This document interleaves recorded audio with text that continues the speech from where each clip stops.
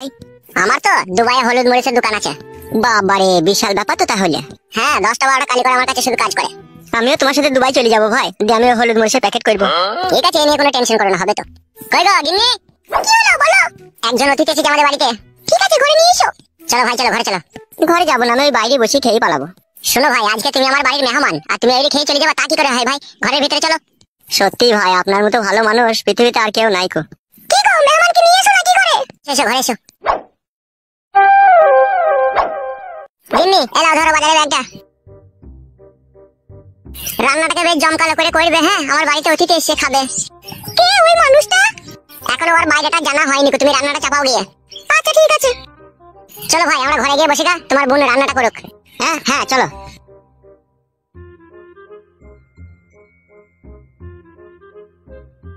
বসো ভাই এই খাটের উপরে। এত সম্মান দিচ্ছ ভাই তুমি আমাকে? আরে বসো বসো, এটা আবার সম্মানের কি আছে, বসো। হ্যাঁ তা বড় ভাই, একটা কথা জানতে খুব ইচ্ছা হচ্ছে আমার। হ্যাঁ ভাই বলো, কি জানতে ইচ্ছা হচ্ছে তোমার? তুমি যে আমাকে বললে আমি বিয়েওয়ালা মেয়েকে বিয়ে করেছি, তা তুমি বিয়েওয়ালা মেয়েকে কেন বিয়ে করলে? তুমি তো আয় বড় ছিলে, তোমার তো বয়স হালকা। ফেসে গিয়েছিলাম ভাই আমি। কি করে ফাঁসলে? মেয়েটা কি তোমাকে ফাঁসিয়ে দিয়েছিল নাকি? না না, আমি নিজেই ফেসে গিয়েছিলাম। নিজে কি করে ফাঁসলে তুমি? মাল দেখে ফেসে গিয়েছিলাম আমি, মালে দানা পড়ে গিয়েছিল। মালে দানা পড়ে গিয়েছিল মানে? ওর পেটিটা ছিল আমেরিকা মাছের মতো, আর আমার সেখানে খাবলাইতে ইচ্ছা হয়েছিল। আচ্ছা, এতক্ষণে ব্যাপারটা বুঝতে পেরেছি। এখনো সম্পূর্ণটা বুঝতে পারো না তুমি? তাই নাকি? তাহলে বলো তো ভাই, কি হয়েছে কেসটা? মেয়েটার 2 বা 3 বার বিয়ে হয়েছিল। তাই নাকি? হ্যাঁ। ইশালা ভাই, ইন্টারেস্টিং তো ব্যাপারটা, বলো তো ভাই, ভালো করে বলো তো। আমি যাকে বিয়ে করেছি তার প্রথমে স্বামী ছিল বয়স্ক, ঠিক আছে। যে সেই স্বামীর ভাত ছেড়ে আরেকজনকে ওই মেয়েটা বিয়ে করে, যে সেখানে ও সংসার করতে পারলো না। যে আমি তাকে দেখে পছন্দ করে আমি বিয়ে করি, যে আমার বাড়িতে এখন সে আছে, কিন্তু আমি আর তার কাছে সুখ পেছি না। আরে বাবারে, কঠিন যন্ত্রণা তো তাহলে। শুধু কি যন্ত্রণা, আমার বাবাও আবার আমার শাশুড়িকে বিয়ে করে ফেলেছে। না না, মিচ্ছি করে। মিচ্ছি করে লয় ভাই, সত্যি করে। তা তোমার বাবা কেন তোমার শাশুড়িকে বিয়ে করলো? এসব বিধির বিধান ভগবান আমাদের কপালে লেখে রেখেছে, তাই এইটা আমাদের সাথেই হচ্ছে। না না, এই আমি বিশ্বাস করি না। সমস্ত দোষ ভগবানের উপরে চাপিয়ে দিয়ে তুমি মনে করছো আমি ফ্রি হয়ে যাবো, তা হবে না। এতে দোষ তোমাদেরও আছে। হ্যাঁ ভাই, দোষ তো আছেই। তাহলে আবার ভগবানের দোষ দিচ্ছ? ইলিশ মাছটা কি করবো গো?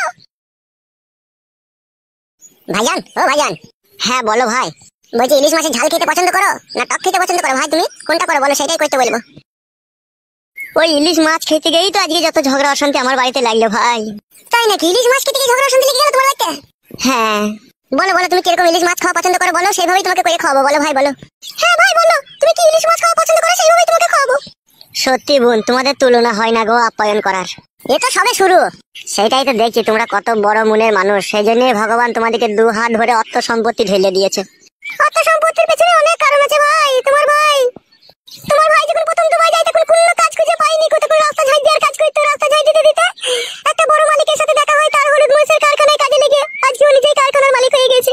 এই সবই ভগবানের ইচ্ছে, বুঝতে পেরেছো ভাই? হ্যাঁ বোন, বুঝতে পেরেছি। তা ভাইজান বলো, ইলিশ মাছটাকে কি করতে বলবো বলো? আমার খুব ইলিশ মাছের পাতুরি খাওয়ার খুব ইচ্ছা ভাই। পাতুরি নয় ভাই, পাতুরি।